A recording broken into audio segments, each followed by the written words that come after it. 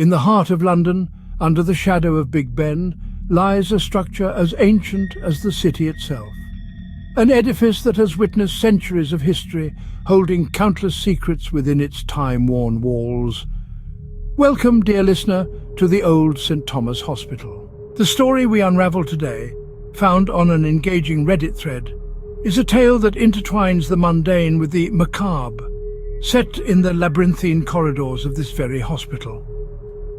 In the late 1950s, a young nurse named Margaret had just started her career at Old St. Thomas.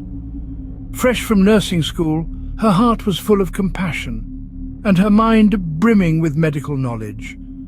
Little did she know, she was about to witness events that no textbook had prepared her for. It was a night like any other when Margaret was assigned to the oldest wing of the hospital.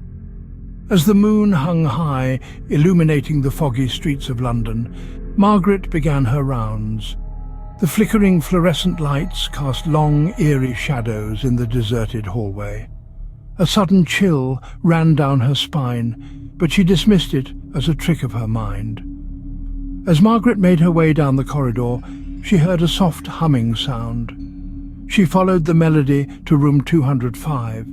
Inside, she found an elderly patient named Mrs. Hudson, humming an old lullaby to herself.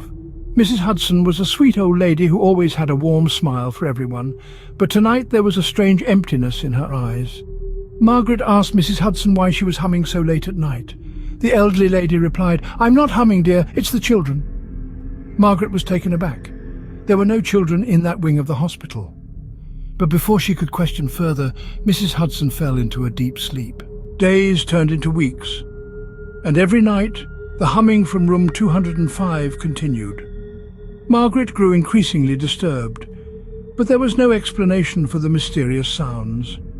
Until one night, a cold gust of wind blew through the hospital, and with it came the horrifying truth.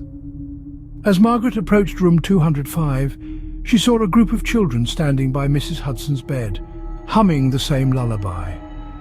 But these were no ordinary children. They were translucent, ethereal, their eyes glowing in the dim light. Margaret stood frozen in terror as the ghostly children slowly turned to look at her before vanishing into thin air.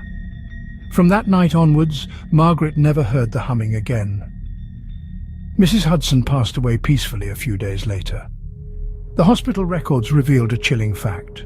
Room 205 used to be the children's ward in the early 1900s, and many young lives were lost there due to a deadly epidemic.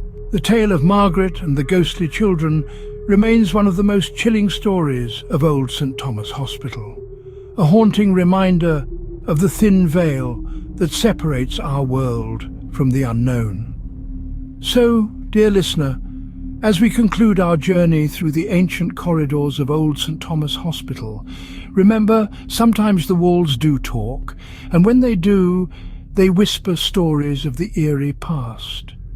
Stories that remind us that sometimes the scariest monsters are not those under our beds, but the ones lurking in the corners of our history.